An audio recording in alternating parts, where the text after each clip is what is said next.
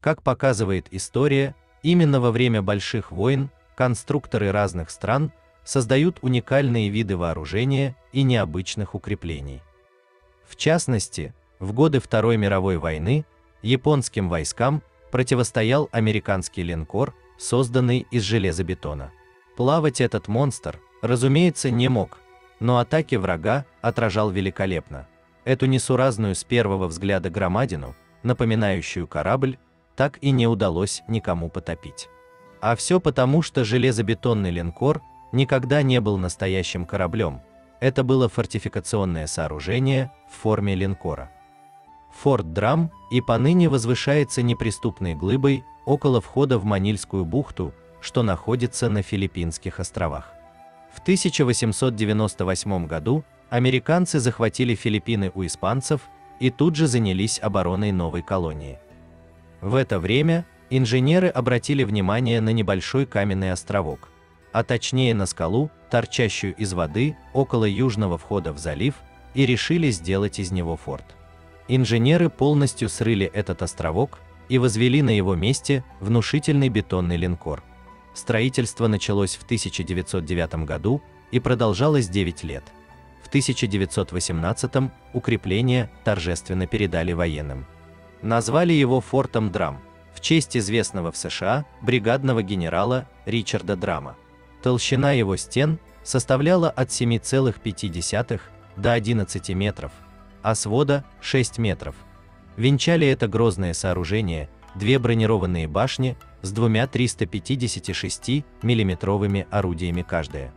Мало того, в толще стен располагались 4 152 миллиметровые казематных орудия, которые простреливали всю округу с 4 концов света. На палубе этого корабля располагались 2 зенитные батареи и пара пулеметов. Поражали и размеры сооружения. Длина 106 метров, высота 12 метров, ширина 44 метра.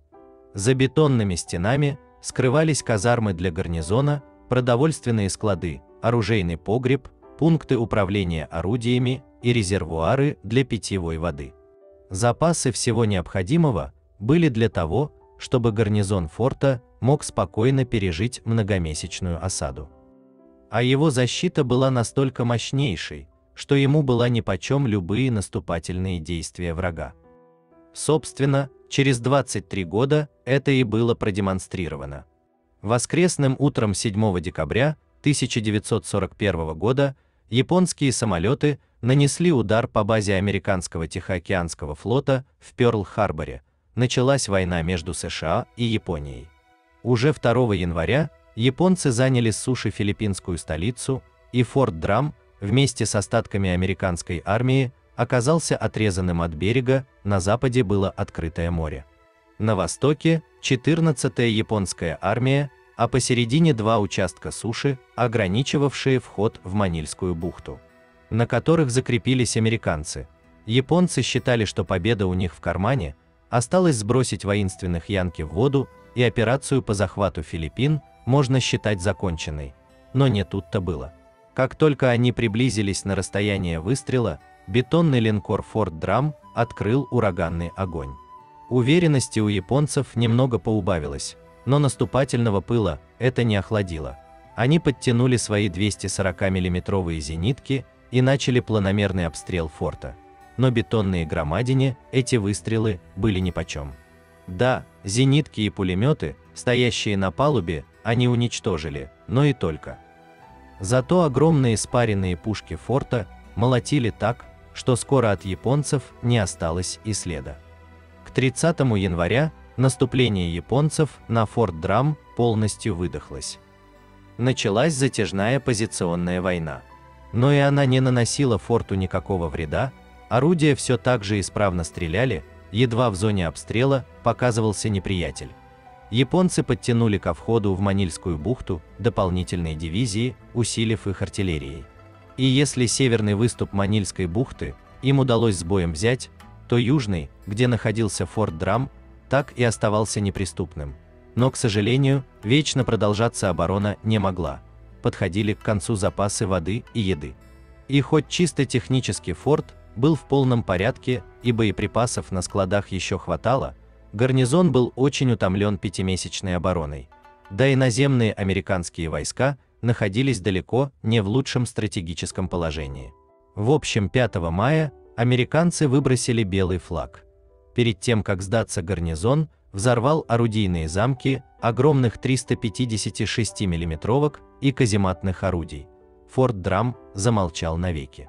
Последней боевой страницей в его истории стал 1945 год, когда теперь уже американцы были в роли наступающих, а императорская армия Японии несла крупные потери, покидая Филиппины. В форте Драм находился небольшой японский гарнизон. Правда, для чего он там был нужен, неясно, пушки за 4 года японцы починить так и не смогли, а на одних только ружьях и пулеметах далеко не уедешь. Немного постреляв по форту из корабельных орудий и убедившись, что это бесполезно, американцы предложили гарнизону сдаться. Но они отказали, не в традициях самураев было выходить с поднятыми руками. И тогда американцы залили в вентиляционные отверстия форта смесь дизельного топлива и бензина.